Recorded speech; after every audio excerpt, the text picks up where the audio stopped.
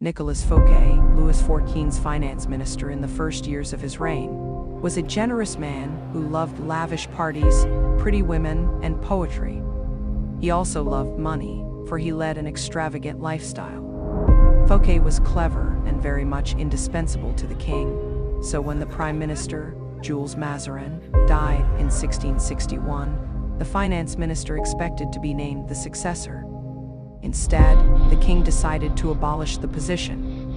This and other signs made Fouquet suspect that he was falling out of favor, and so he decided to ingratiate himself with the king by staging the most spectacular party the world had ever seen. The party's ostensible purpose would be to commemorate the completion of Fouquet's Château Vaux-le-Vicomte, but its real function was to pay tribute to the king, the guest of honor.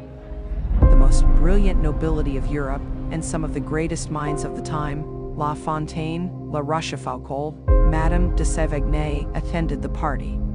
Molière wrote a play for the occasion, in which he himself was to perform at the evening's conclusion. The party began with a lavish 7-course dinner, featuring foods from the Orient never before tasted in France, as well as new dishes created especially for the night. The meal was accompanied with music commissioned by Fouquet to honor the king. After dinner, there was a promenade through the chateau's gardens. The grounds and fountains of Vaux-le-Vicomte were to be the inspiration for Versailles. Fouquet personally accompanied the young king through the geometrically aligned arrangements of shrubbery and flower beds. Arriving at the garden's canals, they witnessed a fireworks display, which was followed by the performance of Molière's play.